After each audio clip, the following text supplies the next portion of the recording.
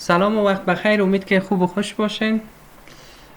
لطفاً کانال یا چینل یوتیوب ما را خودتون هم سابسکرایب بکنین، لایک بکنین، کامنت بتین و با دوستایتون هم شریک بسازین. خب به ادامه درس ایمیل آدرس ما که خوانده بودیم، خب این قسمت چپ فولدرها رو ما خواندیم امروز و یک ایمیل هم روان کردیم. ادامهش هم میخوانیم که دیگه چیزا در این جیمیل ما موجود است. ما چگونه بخوایم از این ایمیل خود برایم، یعنی لاگ اوت بکنیم؟ این خود لاگین است. اگه کامپیوتر ما روشن باشه ما بیرون برایم، یک کس دیگه میای ایمیل میکنه، ایمیل ما ساختیم در نام است، من در جنجال میرم، باید ایمیل خود لاگ اوت بکنم. این خودش یک سکیوریتی است. اکانت هایتون در موبایل کس باز میکنین، در کامپیوتر کس باز میکنین، دوباره را لاگ اوت بسازین. چگونه لاگ اوت میشه؟ در قسمت اکانتتون کلیک بکنین، از این ساین اوت کلیک، وقتی کلیک کردی همین اکانتتون چی میشه؟ بسته میشه. خب اکانت بسته شد. ما دوباره میخوایم در این ایمیل داخل شوم. یک طریقه شمی است که سر همین سمیع و جبر کلیک میکنی، اینجا پاسورد وارد میکنی. اگه برای نخستین بار وارد جیمیل میشین، در قسمت یورل نوشته کن gmail.com انتر.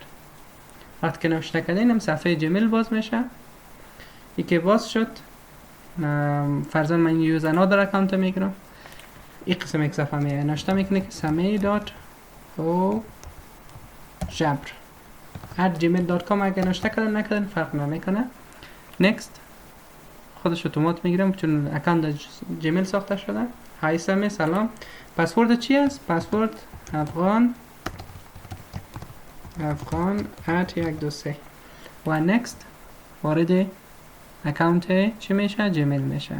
این طریقه لاگین شدن و لاگ اوت شدن بود. لاگ اوت یعنی میبری از جیمیل، لاگین پس داخل میشه. خب دوباره هم اگه ایمیل میکنم کامپوز، ببینیم که چی مانده. با کی روان میکنی؟ با فرهاد قادری @yahoo.com. خب فرهاد قادری روان کردم. من میخوایم که یک کاپی زیرا به یک ایمیل دیگه هم روان بکنم. سی میگیریم. سی یعنی کاپی زیرا به کس روان میکنیم و این فرهاد قادری میفهمه که کاپی به این ایمیل رفته وقتی سی رو انتخاب کردیم.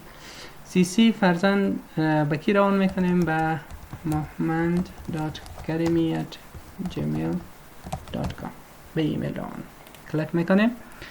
BCC چی معنا میده؟ BCC میخواین که کاپی ایمیل به کس روان بکنین ولی دو تا نفهمه که ایمیل با BCC هم یا به این نفرم رفته. اینجا ایمیل کس دیگر رو نوشته میکنین. خب ایمیل کی رو نوشته بکنم؟ تو ایمیل در ذهن من نیست. خب شما میتونین ایمیل اینجا نوشته بکنین. سابجکت عنوان چی است؟ عنوان امی ایمیلتان میگیم که تستینگ ایمیل تست میکنیم. متن نوشته کنین. یک متن نوشته میکنیم، فرضاً حال طولانی نوشته کنین. خب یک دفعه شما در قسمت کاریتون یک ایمیل فوق العاده خوب نوشته بکنین و دفعات بعد هم رو کپی بکنین، خیلی ساده ادیت بکنین و از اون میتونین در جای مختلف استفاده بکنین. خب این قسمت ها خو در قسمت فرمت آپشن وقت کلیک بکنی فعال میشه، باز میتونید از استفاده بکنین. کلیر ما براتون گفتم و انشالله خودتونم بلد هستین. بولد ایتالیک اینا را، چون ورد و وردپد و اینا رو خواندین و این ورده. این اتچمنت میتونید یک فایل اینجا اتچ بکنین، یک سی وی را، یک داکومنت که قبلا پیشتر ما خواندیم، مثلا جاوا این فایل. این قسمت چی است؟ انسرت لینک. میتونین یک لینک اینجا اد بکنین و رزش روان بکنین. فرضاً یک لینک ویکی‌پدیا را، وبلاگ اینا رو میتونین روان بکنین برش یا کپی بکنین، همینجا بدازن هم میشه. این قسمت انسرت ایموجی. میتونین یک ایموجی برش روان بکنین، مثلا ایموجی نی روان میکنه. میتونین که از این ایموجی ها استفاده بکنین برشان روان بکنین. و یا یک قسمت انسرت فوتو. میتونید اینجا یک عکس اضافه بکنید در خود همی فایلت، دمی ایمیلت. میتونید از اتچمنت بگیری، select from your device، یعنی هم عکس اپلود میشه.